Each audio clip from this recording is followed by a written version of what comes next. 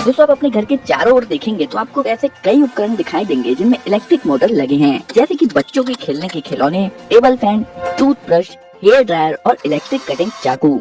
आप इसे चालू करते हैं और किसी तरह ये काम करने लगता है, पर ऐसा कैसे? इस वीडियो में हम इलेक्ट्रिसिटी और मैग्नेट यानी कि चुंबक की बेसिक बातें कवर करेंगे और फिर मोटर कैसे काम करता है यह समझने के लिए इन सभी को एक साथ रखेंगे। आइए सर्किट से शुरू करते हैं। हमारे पास एक बैटरी है, कुछ वायर है और एक ऐसा उपकरण है जो बिजली का उपयोग कर सकता है, जैसे कि एक लाइट बल्ब। इलेक्ट्रिसिटी सर्किट में फ्लो होती रहती है, लेकिन जैसे ही तार टूट जाता है इलेक्ट्रिसिटी बहना बंद हो जाती है और लाइट बल्ब बुझ जाता है। क्योंकि अगर हम चाहते हैं कि सर्किट काम करे तो बस आप इतना याद रखिए कि सर्किट का रास्ता पूरा होना जरूरी है और जरूरत पड़ने पर सर्किट के रास्ते को तोड़ने या जोड़ने के लिए हम स्विच का इस्तेमाल करते हैं। तार से बिजली बह रही है, इसे कन्वेंशनल फ्लो कहा जाता है। अगर हम बैटरी को बाहर निकालते हैं और उसे पलट देते हैं तो करंट दूसरी तरफ से बहने लगेगा। हालांकि लाइट बल्ब अभी भी काम करेगा, लेकिन कुछ डिवाइस ऐसे भी हैं जो करंट के प्रवाह के आधार पर अलग तरह से काम करेंगे। ये थे सर्किट के कुछ बेसिक प्रिंसिपल। अब हम आते हैं मैग्नेट पर। इसमें एक नॉर्थ पोल और एक साउथ पोल है और यह मैग्नेटिक मेटल्स को खींचता है, जैसे कि ये पेपर क्लिप। यदि आप दूसरे मैग्नेट को इसकी तरफ लाएंगे तो विपरीत पोल अट्रैक्ट होंगे और सेम पोल रिपेल होंगे। जरूरी नहीं कि मैग्नेट इसी शेप का हो। उदाहरण के लिए कुछ मैग्नेट ज्यादा फ्लैट हो सकते हैं, जैसे कि ये मैग्नेट। इन मैग्नेट्स को परमानेंट मैग्नेट्स कहा जाता है, क्योंकि यह मैग्नेट्स हमेशा काम करते हैं। आप इन्हें बंद या चालू नहीं कर सकते। यह कई छोटे छोटे मैग्नेटिक डोमेन से बना होता है जो एक ही दिशा में रहते हैं। लेकिन आगे हम ऐसा मैग्नेट भी देखेंगे जिसमें हमेशा ऐसा नहीं होता है। अब हम एक परमानेंट मैग्नेट लेंगे और बीच में एक छेद करेंगे और इसे एक ऐसी रॉड पर रखेंगे जहां पर यह आसानी से घूम सके। इसके साइड में एक दूसरा मैग्नेट लाने पर हम देखेंगे कि रॉड पर रखा मैग्नेट तुरंत घूमना शुरू कर देगा जब तक कि दोनों मैग्नेट्स के विपरीत पोल आमने सामने नहीं आ जाते हैं। अब अगर साइड वाले मैग्नेट को उलट दें तो सेम पोल आमने सामने आ जाएंगे और एक दूसरे को रिपेल करेंगे और विपरीत पोल एक दूसरे को अट्रैक्ट करेंगे। अब अगर हम साइड मैग्नेट को बार बार उल्टा करते रहेंगे तो हमारा घूमने वाला मैग्नेट घूमता रहेगा। अभी के लिए बस ये घूमने वाला कॉन्सेप्ट याद रखिए, हम इस पर जल्द ही वापस आएंगे। यहाँ पर एक मेटेलिक बोल्ट है जो मैग्नेट नहीं है। असल में ये मैग्नेटिक डोमेन से तो बना है, लेकिन इसकी मैग्नेटिक डोमेन विभिन्न दिशाओं में है। चलिए अब इस बोल्ट पर तार को कई बार लपेटते हैं और एक सर्किट बनाते हैं। तारों के माध्यम से बहने वाला करंट मैग्नेटिक डोमेन्स को लाइन अप कर देता है। इसका मतलब है कि हमने अभी अभी एक मैग्नेट, या ज्यादा स्पष्ट तरीके से कहें तो एक इलेक्ट्रोमैग्नेट बनाया है। यह वैसे ही काम करता है जैसे कि एक परमानेंट मैग्नेट। यह लोहे के टुकड़े को उठा सकता है और इसमें एक नॉर्थ और एक साउथ पोल होता है जो दूसरे मैग्नेट को अट्रैक्ट या रिपेल करेगा। लेकिन इलेक्ट्रोमैग्नेट इस मायने में खास है कि इसे लाइट बल्ब की तरह चालू या बंद किया जा सकता है, जबकि परमानेंट मैग्नेट के साथ ऐसा नहीं किया जा सकता है। अब अगर हम बैटरी को पलट दें तो इलेक्ट्रिक करंट जो पहले इस तरफ से बह रहा था वो दूसरी तरफ से बहने लगेगा। इससे मैग्नेट के पोल्स बदल जाएंगे, नॉर्थ साउथ हो जाएगा और साउथ नॉर्थ हो जाएगा। इसे इलेक्ट्रोमैग्नेट की पोलैरिटी का बदलना कहते हैं। पर ऐसा करने का ज्यादा आसान तरीका बैटरी को पलटने की बजाय केवल तारों को पलटना है। आइए अब हम अपने घूमने वाले मैग्नेट पर वापस आते हैं। इस बार हम घूमने वाले मैग्नेट की जगह पर इलेक्ट्रोमैग्नेट रख देंगे। अब जैसे ही हम इसमें वायर जोड़ेंगे इलेक्ट्रोमैग्नेट चालू हो जाएगा और साइड मैग्नेट के पोल्स के अनुसार अपने आप को अलाइन कर लेगा। पर ये जो इलेक्ट्रोमैग्नेट के साथ वायर जुड़े हैं ये इसे फ्रीली नहीं घूमने देंगे। पर यहाँ पर जो ध्यान देने वाली बात है वो है इलेक्ट्रोमैग्नेट के घूमने का कॉन्सेप्ट।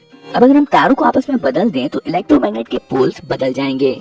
सेम पोल रिपेल करेंगे और विपरीत पोल अट्रैक्ट करेंगे, जिसके कारण इलेक्ट्रोमैग्नेट घूम जाएगा। तारों को फिर से बदल दीजिए और इलेक्ट्रोमैग्नेट की पोलैरिटी फिर से बदल जाएगी और एक बार फिर सेम पोल रिपेल करेंगे और विपरीत पोल अट्रैक्ट करेंगे और इलेक्ट्रोमैग्नेट फिर से घूम जाएगा। यदि हम इसी प्रकार पोलैरिटी बदलते जाएं तो इलेक्ट्रोमैग्नेट लगातार घूमता रहेगा। हम इसे ज्यादा पावरफुल बनाने के लिए दूसरी तरफ एक और परमानेंट मैग्नेट लगा सकते हैं।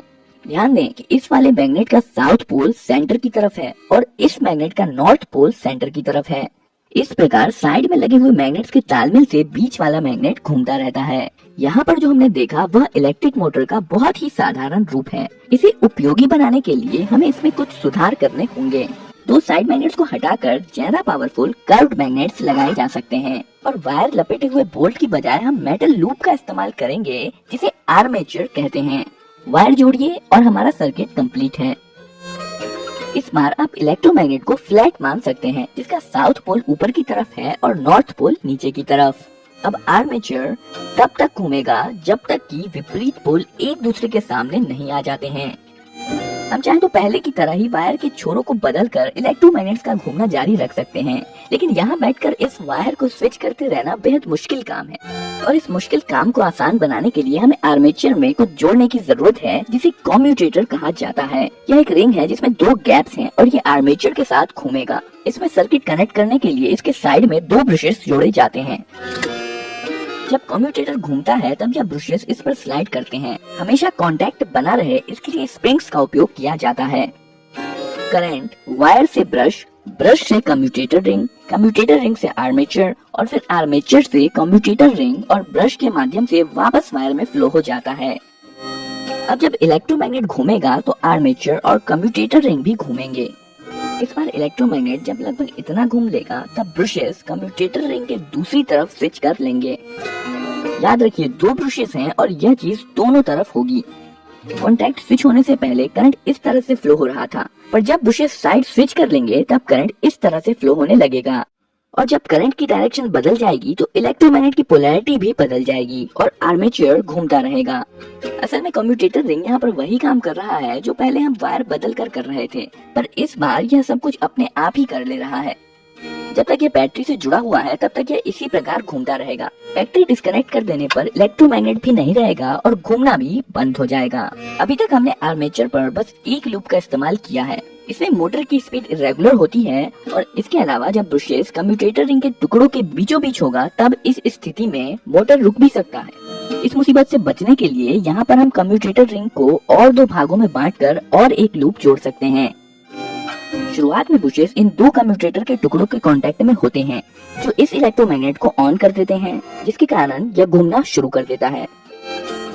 पर जब कम्यूटेटर रिंग घूमकर इस पोजीशन पर आती है तो ब्रशेस का कांटेक्ट कम्यूटेटर टुकड़े के अगले जोड़े के साथ हो जाता है, जिसका मतलब है पिछला वाला लूप ऑफ हो जाता है और अगला लूप ऑन हो जाता है और अब अगला इलेक्ट्रोमैग्नेट घूमता है। ब्रशेस फिर से कांटेक्ट बदलते हैं और अगला लूप ऑन हो जाता है।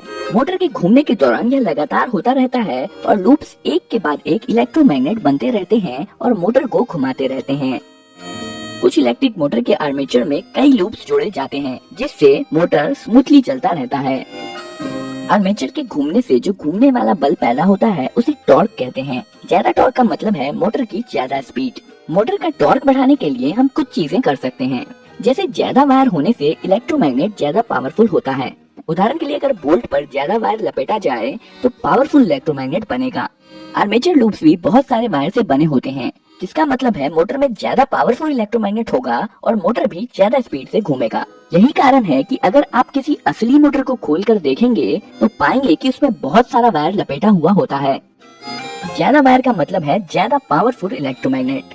इसे पावरफुल बनाने का दूसरा तरीका है कि इसमें ज्यादा इलेक्ट्रिसिटी दी जाए। आइए हम मोटर से संबंधित और भी कुछ नाम देख लेते हैं। यहाँ पर जो पार्ट नहीं घूम रहा है उसे स्टेटर कहते हैं, जो कि इस केस में साइड में लगे 2 परमानेंट मैग्नेट्स हैं। ये स्टेटर एक मोटर केस के अंदर फिट होता है और बीच में जो आर्मेचर है उसे रोटर भी कहते हैं। यही वो पार्ट है जो घूमता है। मोटर के बीचों बीच एक शाफ्ट लगा होता है जो मोटर के पीछे से बाहर आता है। इस वीडियो में आपने जो मोटर देखा है वह एक डीसी मोटर है। अगर आपके पास कोई उपकरण है जिसमें मूवमेंट होता है और वो बैटरी से चलता है तो ज्यादा चांसेस है कि उसमें डीसी मोटर ही लगा होगा।